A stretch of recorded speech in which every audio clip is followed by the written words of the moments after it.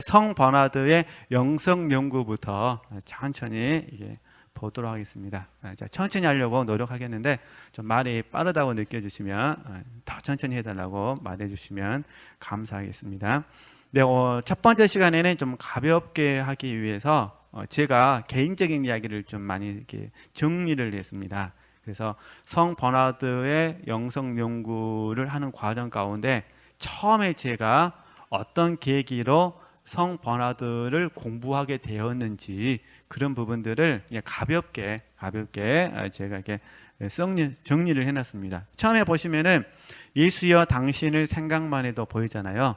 네, 이게 지금 버나드가 라틴어로 쓴 찬양시입니다. 찬양시. 우리나라에서는 찬송가 85장이죠. 구주를 생각만 해도 내 마음이 좋거든 이렇게 됐잖아요. 근데 그렇게 라틴어를 영어로 번역했고 그거를 우리 한국말로 번역한 거예요. 그러니까 이제 찬송가 85장하고는 다르죠. 이제 찬송가 85장은 그 당시에 찬송가를 지은 그 작곡하신 게 번역이라 그러죠. 번역하신 분이 그렇게 아름답게 번역을 했고, 근데 이제 지금 이 교과서는 찬송가에 맞춘 것이 아니라 원래 의미를 살렸으니까. 그러나 기본적인 내용은 똑같습니다. 그렇죠? 예수여 당신을 생각만 해도 달콤함으로 나의 가슴이 가득하나이다. 그렇죠? 그러나 더욱 달콤한 것은 당신의 얼굴을 보는 일, 당신의 임재 안에 안식하는 일입니다. 목소리로 노래할 수 없고 마음으로 말할 수 없고 기억으로도 발견할 수 없습니다. 당신의 복되신 이름보다 더 달콤한 것을 오 인류의 구주시여, 오 회개하는 모든 심령의 소망이여, 오 모든 온유한 자들의 기쁨이여, 타락한 자에게 당신은 얼마나 자비하십니까? 구하는 자에게 얼마나 선하십니까? 이게 이제 그 부분이다, 그런 부분입니다. 네, 이제 번역하신 분마다 좀 다르게, 약간 다르게 번역하기 때문에 우리 지체들께서 이렇게 의미들 생각하시고 묵상하시면은 도움이 되실 것 같습니다. 제가 유인물에 써놓은 부분은 제가 생각했을 때 그렇다는 거예요. 하나님께서 보실 때는 틀렸다고 말씀하실 수도 있어요. 왜냐하면 저는 제 기억에는 1995년도인 것 같은데 또 하나님께서 보실 때에는 1994년도가 될 수도 있고 96년도가 될 수도 있고 제 생각에, 제 기억에. 그래서 제가 처음에 1995년도에 어떤 경건서적을 통해서, 정확한 이름은 잘 모르겠어요. 경건서적을 통해서 버나드에 대해서 이제 알게 됐습니다. 듣게 된 거죠. 뭐 짧은 글이니까. 그래서 버나드라는 사람이 있구나 이렇게 이제 알게 된 거예요. 그리고 그 책에 사랑의 4단계가 있다라고 간략하게 소개해 놓은 책을 제가 이제 접하게 됩니다. 물론 그 과정 속에 이제 이기영 목사님께서 강의해 주셨던 부분도 있었을 것이고 그러잖아요. 자, 정확하게 기억은 못 하니까 그 과정 속에서 또 예를 들어서 이제 이기영 목사님 강의를 제가 들으면 그때 당시에 이제 담임 목사님 강의를 들으면서 제가 은혜를 입었을 수도 있을 것이고 또 담임 목사님께서 어떤 책을 소개해 줬을 때 제가 들을 수도 있을 것이고 그렇잖아요. 예. 그 다양한 과정 속에서 제가 어쨌든 알게 됐다, 그런 부분입니다. 그래가지고 제 안에서 이제 도전을 받게 됐어요. 도전. 근데 지금 95년도 그러면은 사실 제가 이제 25살 때인가요? 예. 그 정도 될 때잖아요. 그러니까 미래에 대해서 그때는 제가 신학생이 아니었고 일반 대생으로서 미래에 무엇을 하며 또 무엇을 하고 싶고 어떻게 더 성공할 것인가, 그런 부분에 관심이 많이 있었기 때문에 잠정적으로 버나드를 다 이제 뒤로 미룬 거예요. 지금 공부하지 말고 내가 이제 열심히 공부해서 졸업을 하고 직장 생활하고 좀 더 안정되어지면은 버나드 책을 읽겠다라고 생각하고 계속 이제 뒤로 미루고 있다가 이제 그 과정 속에서 이제 원래는 이제 처음에는 신학을 하려고 했고 고등학교 전에 신학을 하려고 했고 대학 가서는 신학을 안 한다는 것이 아니라 나중에 하고 싶었고 그 이제 좀 95년이니까 제가 95년이니까 3학년이죠. 3학년 때, 대학교 3학년 때니까, 군대 갔다 와서 대학교 3학년 때니까. 그래서 그때 생각에는 하긴 하는데 지금 안 하고 직장 생활 좀 하고 돈 좀 벌고 그러다가 이제 어느 정도 돈 벌면은 그 돈 가지고 신학하고 인간적인 방법이죠. 그 과정 속에 이제 제가 이경 목사님을 만나게 됐고 담임 목사님을 만나게 됐고 그러면서 제가 다시 이제 하나님 안에서 다 그게 인간적인 방법이라고 깨닫고 이제 내려놓게 되고 하나님을 전폭적으로 의지하면서 이제 영성 훈련도 받게 되고 뭐 이런 그 과정 속에서 그랬다 그런 부분입니다. 그래서 잠깐 보게 되면은 그때 제 마음속에 조그마한 소원이 있었는데 그게 뭐였냐면 하나님을 사랑하는 것에 관한 본질과 실제적이고 구체적인 어떤 사랑의 방법에 대해서 알고 싶은 갈망이 있었어요 그때. 근데 모르겠는 거예요 제 입장에서는. 근데 저도 문제가 그런 갈망이 있었다면 알고자 하는 그 부분에 대가를 지불해야 되는데 그냥 또 현실에 치우쳐 가지고 또 미룬 거죠. 그런 과정 속에서. 그래서 제가 이제 그때 제가 이제 뭐 어떤 제 자신을 보게 됐냐면은 교회에서 성경을 통해 가지고 하나님을 사랑해야 한다고 배웠지만 솔직히 어떻게 사는 삶이 하나님을 바르게 사랑하는 삶인지 알 수도 없었고 그 결과 제 안에는 많은 고민이 있었어요. 내적인 고민도 있었고 무엇보다 위선적인 제 모습이 보이고 위선적인 모습이 보이고 그러니까 뭐 되어진 건 없고 절망이 되는 거잖아요. 그래서 좀 이따가 이제 97년도에 IMF도 터졌잖아요. 뭐 이런 복합적 이런 부분들. 그 다음에 막 낙심이 되는 거예요. 그러면서 제 안에서 제 자신이 회의적이고 냉소적인 사람으로 바뀌어가고 있는 거예요. 열등감도 많고 또 뭔가 되는 거는 없고 그러니까 원망도 많이 하고 또 자기 연민도 많이 빠지게 되고 근데 또 하나님 말씀을 이제 설교를 듣게 되면 또 하나님을 사랑해야 된다고 하니까 또 사랑해야 되는지는 알겠는데 현실적으로 또 안 되니까 저 자신이 너무너무 싫은 거예요. 거짓말 같고 위선적이고 이런 부분도 있잖아요. 예, 그런 과정에 딱 그런 부분입니다. 그런 과정 속에서 이제 영성 훈련을 제가 이제 하나님 은혜 가운데 본격적으로 하게 됩니다. 그 전까지는 막 어깨 너머로 이렇게 했고 이제 상담을 해야 본격적으로 하는 거잖아요. 그리고 상담보다 더 본격적인 기수가 돼야 되잖아요. 그래서 이제 나중에 담임 목사님께서 하나님의 은총 가운데 쓰임을 받으시면서 덤으로 제가 이제 일기로 훈련생이 됩니다. 그래가지고 훈련받는 그 과정 속에서 이제 조금씩 제 마음 속에서 회의적이고 이런 부분들이 이제 주님의 사랑 안에서 이렇게 회복이 되어지는 거죠. 그러니까 하나님께는 문제가 없고 나에게 문제가 있는데 저는 그 부분들을 원망과 시비로 이제 하나님 탓을 하게 된 거죠. 또 사람 탓을 하게 되고 환경 탓을 하게 되고 그리고 또 제가 약간 논리적인 것 좀 강한 것 같아요. 그러니까 좀 이런 부분들이 늘 저를 발목을 잡고 있는 것 같아요. 이렇게 책 같은 경우도 항상 이렇게 딱 제 안에서 이렇게 계산 좀 되어 있는 부분이 있죠. 거기에 맞춰서 딱 글을 써야 돼요. 그게 흐트러지면은 안 돼요. 제가 성경 암성이 약한 이유도 그런 부분이에요. 딱 뭔가 하게 되면 이해되시겠죠? 딱 뭔가 하게 되면은 딱 논리적으로 쭉쭉쭉쭉 이렇게 돼야 돼요. 옆에서 해방하면 안 돼요. 이렇게. 제 딱 사고 방식이 있어요. 그래서 제가 보니까 독서 인도할 때도 처음부터 순서대로 가야 돼요. 1장 공부하고 2장 공부하고 3장 공부 4장 이래야 생각이 잘 나고 6장 하다가 갑자기 7장 하자 가면은 뒤죽박죽 섞여가지고 은혜는 될 수는 있겠지만 제 안에서 이렇게 이런 게 늘 제 신앙생활에 걸림돌이 좀 되었던 것 같아요. 지금 하나님께서 그런 부분들을 많이 허무시고 있는 그 과정이죠. 사실 인생이라는 게 순서대로 되는 건 아니잖아요. 그러시죠?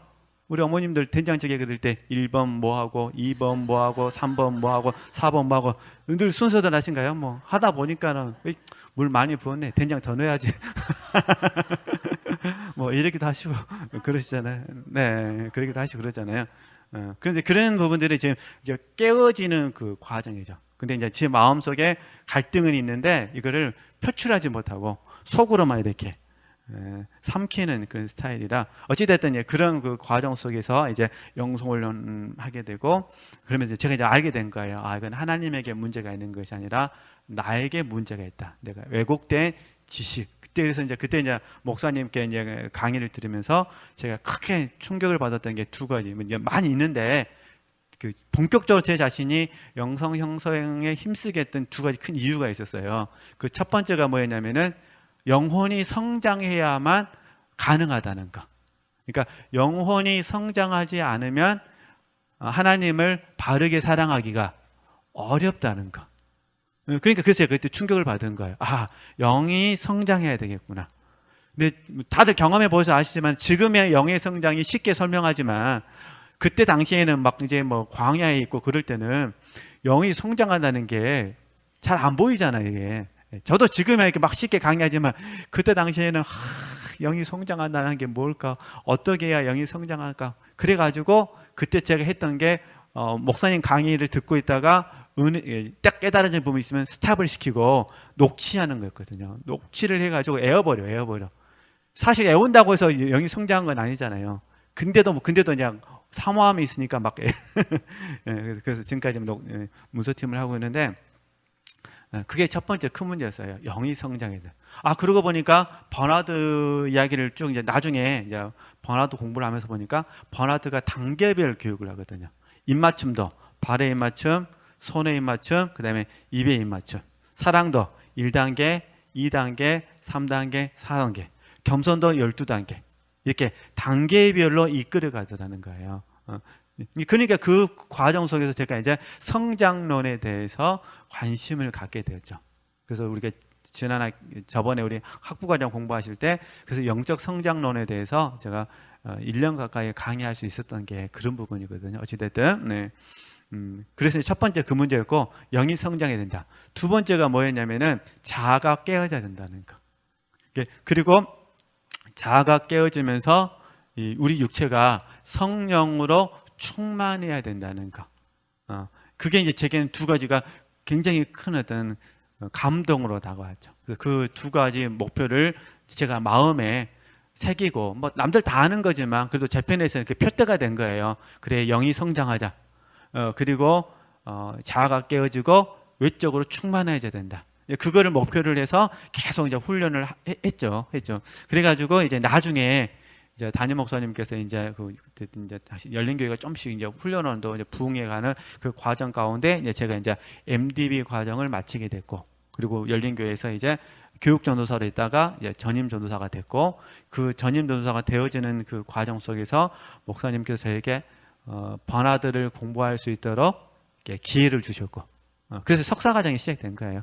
근데 바로는 못했고 이제 1년 쉬었다가 MDB 과정 공부하고 1년 쉬었다가 2002년도에 제가 이제 석사 과정을 공부를 했죠. 그래서 이제 번화도 공부를 그때 본격적으로 하게 되어졌고, 그때 2002년도 9월달에 이제 신학 과정이 1기가 이제 모집이 되게 된 거죠. 그때 이제 목사님께서 강의할 수 있는 기회를 주셔서, 그래서 그때부터 이제 기독교 영성사를 이렇게 강의를 계속 하다가 또 뭐 미국도 갔다 오고 뭐 이렇게 등등등등, 그래서 지금까지 공부하고 있는데 그렇게 되어졌다, 그런 부분입니다. 그래서 그때부터 계속해서 제가 이제 처음에는 버나드 책을 소개를 받았는데 나중에 하리라 그랬다가 이제 석사 과정 때부터 이제 본격적으로 이제 버나드의 작품을 읽고 묵상하고 글로 써보고, 부족하지만 글로 써보고, 그 다음에도 강의도 해보고, 또 강의한 것을 또 글로 써보고, 이렇게 하면서 지금까지 오게 됐다, 그런 부분입니다. 네, 이렇게 참고하시면 되실 것 같고요.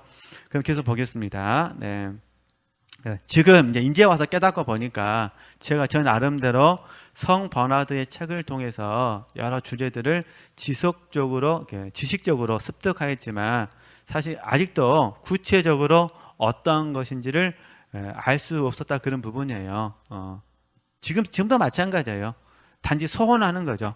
우리 지체들과 함께 성 버나드의 영성을 같이 공부하면서 우리가 함께 열심히 이 추구 생활을 할 수 있었으면 좋겠다, 그런 부분입니다. 지금 커리큘럼이 어떻게 되냐면 1년 동안은 교부 영성을 공부하게 돼 있어요. 그리고 그 다음 1년 동안은 버나드 공부를 하고 있거든요. 그러니까 제가 이제 믹스를 한 거예요.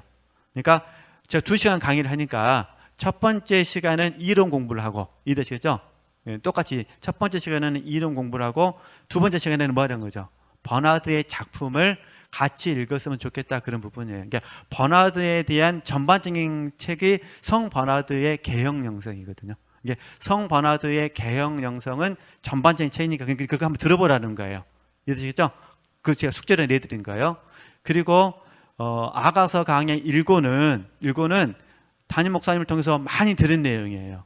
그러니까 제가 또 그걸 하기가 너무 죄송하니까 그래서 음성 파일을 다 만들어서 드린 거예요. 그거는 제 도움 안 받더라도 이해되시죠? 도움 안 받더라도 그냥 들으시면 다 하시는 거예요. 그리고 2권부터 제가 강의를 해드리겠다. 그리고 이제 더 열심히 있으신 분들은 학부과정 때 책 3권을 샀어요. 그죠? 하나님을 사랑하는 것에 관하여 1, 하나님을 사랑하는 것에 관하여 2, 그 다음에 의지와 은혜 샀어요. 그죠? 이 3권은 더 열심히 있으시면은 한번 스스로가 자기 주도용으로 읽어보셨으면 좋겠다. 제 편에서는 이미 만들어진 강의안을 가지고 강의하는 게 훨씬 편한데 그래도 우리 지체들과 함께 또 새로운 도전을 좀 해보고 싶어서 그래서 아가서 강의 2권으로 2권, 3권, 4권까지 다 할 수 있으면 좋겠고 1시간씩 해서 저희들 이제 사실 알다시피 많이 수업은 13시간, 14시간 하잖아요. 그래서 어떻게 될지는 모르겠습니다만 아마 이렇게 시간 될 때까지 해봤으면 좋겠다. 그렇게 해서 순서를 약간 바꾼 겁니다. 그렇죠? 지음을 아시겠죠? 첫 번째 시간은 교부 영성, 두 번째는 뭐 하는 거죠? 성 버나드의 작품으로 바로 들어가서 공부했으면 좋겠다. 이렇게 하는 부분이니까 그래서 저도 공부하면서 가르치는 거니까 오랫동안 버나드 작품을 읽고 연구했다 하더라도 사실 우리는 실제를 위해서 공부하는 거잖아요. 그러니까 이렇게 이해하시고 특별히 또 우리가 교부 영성을 공부하면서 제가 오늘 절대로 안 쓰려고 마음먹고 왔는데 또 좀 교부 영성을 공부하면서 우리는 여기에 영적 지도까지 같이 공부해야 되거든요.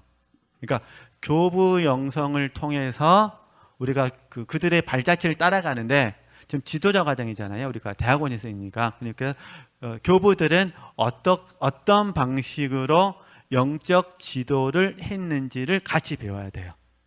그러잖아요. 그러니까 담임 목사님을 통해서 우리 지체들이 이제 영적 지도를 계속해서 지금 배우시고 계시는 거예요. 예. 그런데 문제는 제가 드리고 싶은 부분은 저도 이제 동일하게 교부들을 통해서 교부들이 어떻게 영적 지도를 했는지를 같이 공부했으면 좋겠다. 그런 의미에서 제가 말씀드린 거니까 꼭 한번 참고하셔서 공부하시면 되실 것 같고요. 자, 이런 의미에서 봤을 때 우리에게 중요한 게 뭐냐면은 우리에게 학습, 훈련, 연단, 실제입니다. 실제. 지금 우리가 교부 영성 공부하기 때문에 이제 이게 왜 중요하냐면은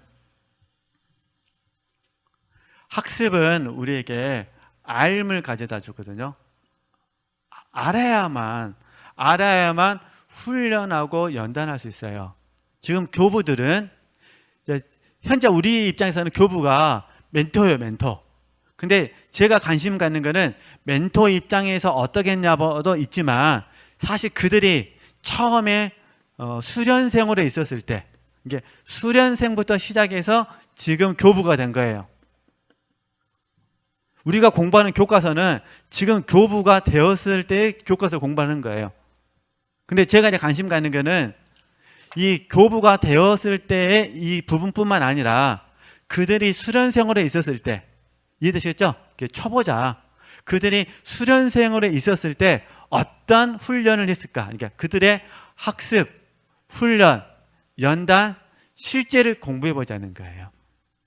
그래야 우리가 그들이 이렇게 학습했구나, 그들이 이렇게 훈련했구나, 그들이 이렇게 연단받았구나, 그들도 이렇게 못한 거죠. 실제를 이루었구나. 그래야 우리에게 소망이 있고 우리에게 어떤 발자취가 될 수가 있잖아요. 근데 이 과정을 떼어버리고 지금 교부가 되었던 이 모습 속에서 이렇게 기도해라, 이렇게 훈련하라, 이렇게 그것만 공부하게 되면 사실 우리 입장에서는 동기부여가 잘 되지 않는다, 그런 부분입니다. 제 의미를 아시겠죠? 그래서 제가 다시 늘 이걸 말씀을 드리는 거예요. 그러니까 교부들은 수련생으로 있었을 때도 학습했고 교부가 되었을 때도 뭐라는 거죠? 학습했다, 그런 부분이에요. 그러니까 쉽게 말해서 젊었을 때도 학습했고 나이 들어서도 뭐 했다는 거죠? 학습했다는 거예요. 그러니까 알아야 돼요. 알미라는 게 중요하다는 거예요. 그죠? 그 다음에 알면 우리에게 정립되게 하거든요. 이제 훈련과 연단은 저와 여러분에게 체험을 주죠. 체험. 하여튼 영상 다 보시면 됩니다. 그냥 간단하게만 제가 말씀드린 거예요. 훈련하고 연단은 우리에게 체험을 가져다 줘요. 근데 체험은 실제가 아니에요. 그냥 체험은 말 그대로 말하는 거죠. 체험한 거예요. 그죠? 그러니까 알면 우리에게 뭘 가져다 줘요? 체험. 그러니까 아는 것과 체험이 많아지면서 실제가 되는 거예요. 실제. 그죠? 그리고 이 실제 되어지는 과정 속에서 지금 지도자 과정이니까, 그죠? 이제 신학 과정이 진짜 지도자니까 자연스럽게 뭐 내에서 참여가 돼요. 참여. 자연스럽게. 다 그런 건 아닙니다. 어떤 경우에는 하나님께서 특별히 연단하실 때가 있어요. 그래서 건강의 문제로 연단하시거나 인간관계로 연단하시거나 이런 특별한 연단을 제외하고 보편적으로는 알과 체험이 모아져서 뭐가 된다는 거예요? 내가 실제가 돼요. 이게 실제성에서 우리는 참여가 되는 거예요. 이때 저희들이 이제 생명의 전이라 부르죠. 생명의 전. 그래서 생명의 전이는 그래서 자연스럽게 되는 거예요. 인위적으로 되는 게 아니다, 그런 부분이에요. 물론 어떤 경우는 다시 하나님께서 저와 여러분을 특별히 연단하시기 위해서 훈련하신다면 이때는 잘 안 돼요. 그 경우가 아니라 보편적인 입장에서 바라본다면 사실 실제는 우리에게 참여를 가져다 주거든요. 그래서 예를 들어서 우리 지체들께서 그냥 내가 오늘 성령으로 살았어요. 성령으로 말을 했다는 거예요. 근데 상대방이 그 말을 듣고 나서 큰 위로를 받은 거예요. 그게 하나님의 나라에 참여가 되는 거죠. 그러잖아요. 나는 그냥 상대방에게 그냥 우리 기도합시다 이 말만 했어요. 근데 그 사람에게는 그게 레마가 된 거예요. 기도하지 않은 자기 자신을 확 깨운 거예요. 그죠? 그냥 단순하게 우리 염려하지 말고 하나님께 우리 믿고 하나님께 맡깁시다 라고 말을 한 거예요. 근데 하나님께서 역사하시니까 자연스럽게 역사하시니까 그 사람에게는 레마가 되어가지고 소망이 된 거예요. 제 의미를 아시겠죠? 이렇게 자연스럽게 실제로 참여되어진다는 거. 그래서 어찌됐든 저와 여러분이 학습, 훈련, 연단 실제 한번 들어보시고, 제가 이렇게 말씀을 드리는 이유는 뭐냐면 교부들을 보니까, 교부들의 작품을 보니까 알미 그들에게 원리를 가르쳐 주더라고요. 그러니까 교부들의 나중에 그들이 교부가 되어져서 자기들의 제자를 가르치잖아요. 자기들의 제자를 가르치는 모습을 보니까 그들에게 원리를 가르쳐줘. 원리. 영적인 원리를 가르쳐 준다는 거죠. 이게 원리를 알려면 뭘 해야 되고 먼저는 학습. 이게 학습, 암과 체험과 참여가 있는데 이 과정 속에서 이 알을 통해서 원리를 정립을 한 거예요. 그 다음에 훈련과 연단을 내가 했잖아요. 하나님을 체험했잖아요. 다른 사람에게 하나님을 체험하도록 도와줘야겠죠. 그러니까 이제 두 번째 뭐냐? 여기서는 훈련 방법에 대해서 책을 써요. 그렇죠? 이게 처음에는 원리에 대해서 책을 쓰고 그 다음에요 훈련 방법에 대해서 책을 쓰는 거예요. 그래서 예를 들면은 기도하는 비밀, 어떤 사람은 기도하는 비결 이런 게 있잖아요. 우리는 오치마님 기도의 비결 이렇게 말하잖아요. 또 이번에 우리 저희들이 영상 포럼 때 계속 밀어주고 있지만은 무릎으로 사는 그리스도인 이것도 다 기도의 비결이잖아요. 이렇게 원리를 알고 그들이 체험했던 것을 통해서 훈련 방법을 말하는 거죠. 기술 제시하는 거예요. 그리고 이제 참여할 때 어떻게 하느냐? 궁극적으로는 목적. 우리가 이제 연합이라 부르는데 연합의 목적에 대해서 설명한 거예요. 목적. 이게 결국 뭐냐? 하나님 사랑, 이웃 사랑으로 가는 거예요. 그러니까 목적, 연합과 연합의 목적을 이렇게 설명하게 되는 거죠. 크게 이 세 파트로 나눠지는 거예요. 원리, 그 다음에 체험과 훈련 방법, 그 다음에 연합과 연합의 목적. 하나님 사랑, 이웃 사랑. 그러면서 이 큰 세 가지 안에서 멘티들을 도와주는 거죠. 그러니까 우리 지체들도 마찬가지입니다. 우리 지체들께서 멘티들을 도와주실 때 분별하셔야 되잖아요. 그죠? 자, 분별. 그러면 무엇을 분별하실 것이냐? 그죠? 무엇을 분별하실 것이냐? 하나 예를 든 거예요. 제가 많이 분별할 수 있는데 주로 많이 분별하는 게 뭐냐면 하나님의 역사하심이에요. 주로 많이 분별해 주시는 게 하나님의 역사하심이, 자, 하나님의 역사하심. 하나님의 역사하심에 대해서 분별을 통해 가지고 멘티들이 어떻게 반응해야 될지를 도와주시는 거예요. 그러시죠? 한번 이거 하고 계시는 거예요. 그래서 여기에서 하나님의 선하시고 기뻐하시고 온전하신 뜻이 무엇인지 도와주시잖아요. 그죠? 그러니까 하나님의 역사하심이 없으면 사실 우리 멘토들은 아무것도 못하죠. 그러니까 항상 하나님의 은혜를 의지할 수밖에 없어요. 그러니까 하나님의 역사하심이 있을 때 우리 안에 반응이 있어요. 그러면 그 반응을 바르게 해석하도록 도와주는, 이게 분별이잖아요. 하나님의 선하시고 하나님의 기뻐하시고 온전하신 뜻이 무엇인지 알도록 분별해 주는 거잖아요. 그리고 이제 더 잘할 수만 있다면 어떻게 적용해야 되는지까지 알려주게 되는 거죠. 이걸 이제 통틀어서 저희들이 영적 지도라 부르는 거예요. 교부들이 이런 부분에 힘을 썼다, 그런 부분이에요.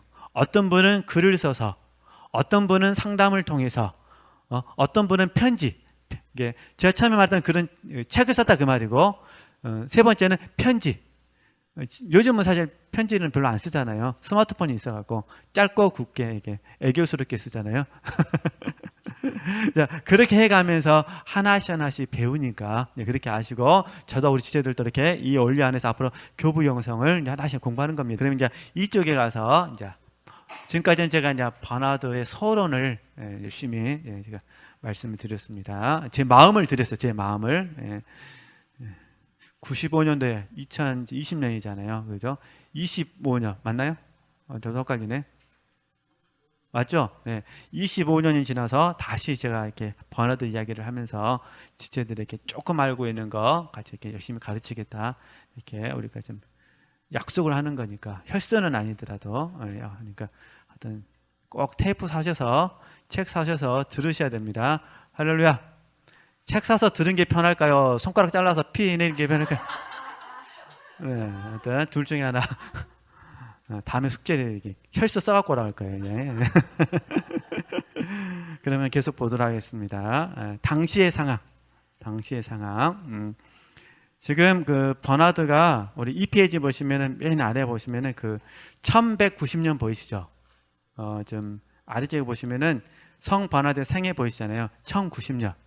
1090년에 태어나가지고 1153년에 죽었어요. 근데 이 1090년에 태어나서 1153년 죽었는데, 이 시대를 좀 이해하기 위해서는 당시의 상황을 좀 공부를 해야 돼요. 그래서 이제 이 페이지 처음으로 가는 겁니다.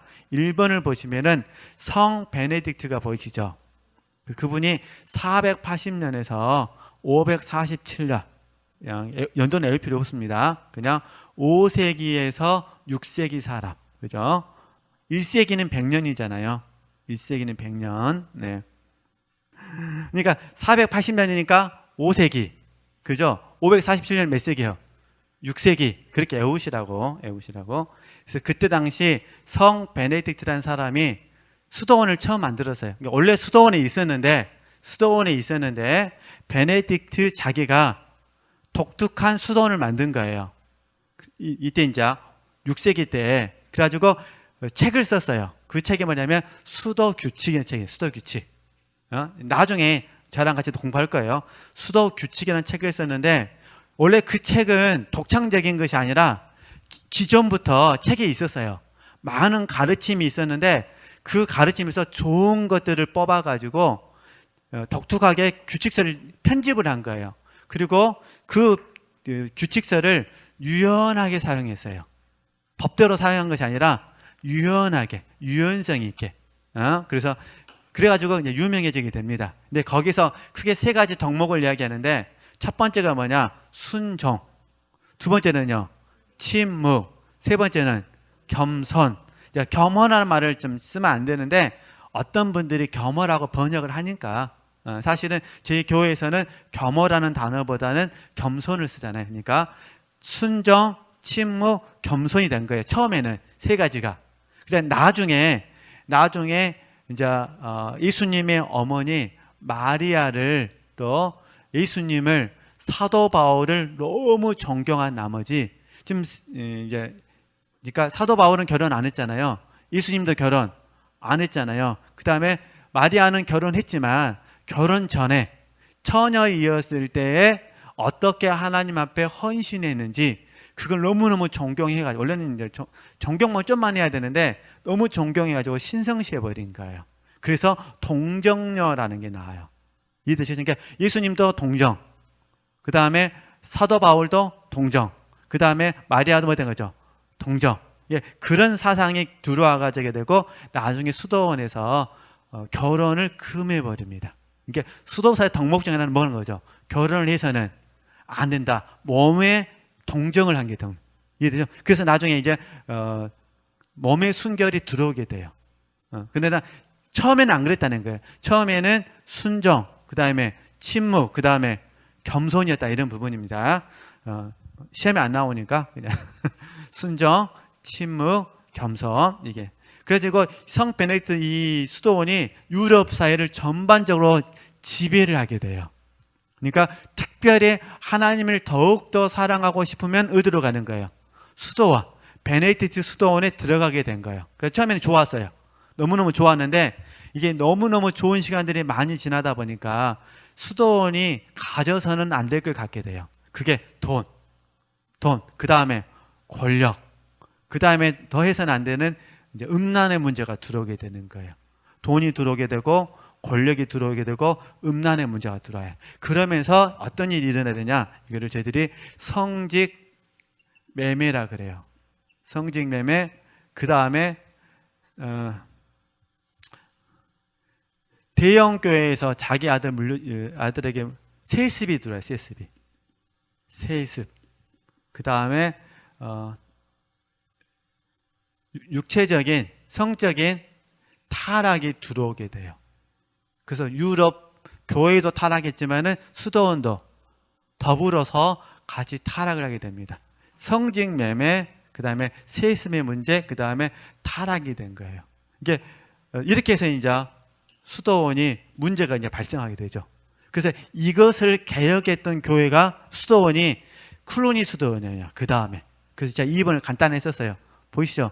클로니 수도원 간단하게 설명하는 겁니다. 그러니까 성 베네딕트 수도원이 생겨가지고 전성기를 이루는데 시간이 지나면 돼서 뭐 돼요? 타락을 하게 됐어요. 타락하니까 다시 하나님의 은총을 주셔가지고 클로니 수도원을 개혁을 하도록 하셨어요. 그래서 이게 이제 9세기에서 11세기 사이에 이 클로니 수도원이 확 개혁이 일어납니다. 그래서 이걸 해결해버려요. 이해되셨죠? 그래서 성직 매매도 해결하고 세습 문제도 해결하고 그 다음에 성적인 타락도 해결을 합니다. 근데 또 문제가 뭐냐? 이게 또 길어지니까 9세기에서 11세기니까 200년이잖아요. 또 시간이 지나니까 또 이게 또 클로니 수도원이 또 타락을 해요. 그래서 그 클로니 수도원의 타락에 대해서 반대해서 나온 수도회가 시토 수도회예요. 그래서 3번 시토회 수도원이 되는 거죠. 이해되시겠죠? 그러니까 다시 5세기, 6세기에 성 베네딕트 수도원이 생겨가지고 유럽을 부흥을 시켰습니다. 근데 타락을 해버려요.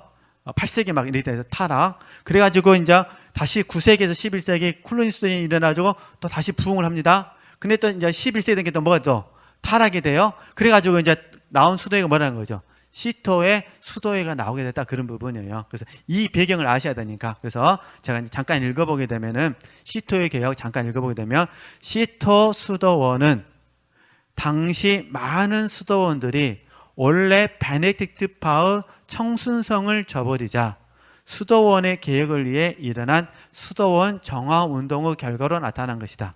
부르군디 지방의 몰렘 수도원장인 로버트와 이게 1세대입니다. 1세대. 그의 추종자 몇 명이 몰렘에서 빠져나와 디종 근처 시토에 1098년 새 수도원을 설립하게 됩니다. 이분들이 1세기에 된 겁니다. 이들은 광야와 같은 시토에 오두막을 짓고 그리스도의 권한을 뭐라 그러죠? 즐기기 시작했다는. 그래서 시토의 뜻이 갈대예요, 갈대. 이해되시겠죠? 이 말은 무슨 말이냐면 갈대밭에다가 수도원을 지은 거예요. 그러면은 그러니까 클로니 수도원은 번성했다고 그랬잖아요. 번성했으니까 건물 자체가 화려하죠. 저는 안 가봤는데 하여튼 교과서에 이렇게 써져 있습니다. 그러니까 당연히 클로니 수도원에 반대했던 사람들은 어떻게 될까요? 이제 그들과는 다른 건물 양식을 지어야 되겠죠. 그래서 여기 교과서 나온 대로 시토에 오두막을 지은 거예요. 그래서 시토의 그 뜻이 뭐냐면 갈대밭에다 뭘 지었다고요? 수도원을 지은 거예요. 제 의미를 아시겠죠? 네, 그렇게 이해하시면 됩니다. 그리고 그곳에서 그리스도의 고난을 즐기기 시작했다. 이 말은 무슨 말이냐면 예수 그리스도의 인성과 예수 그리스도의 신성, 인성과 신성은 다 중요합니다.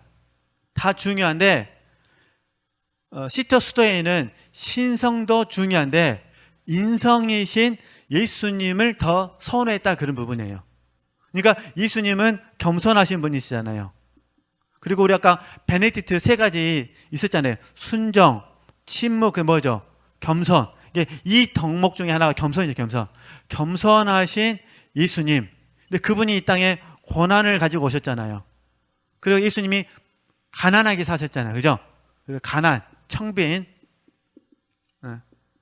이런 의미로 이제 시토 수도사들이 자처해서 수도원을 만들게 되어집니다.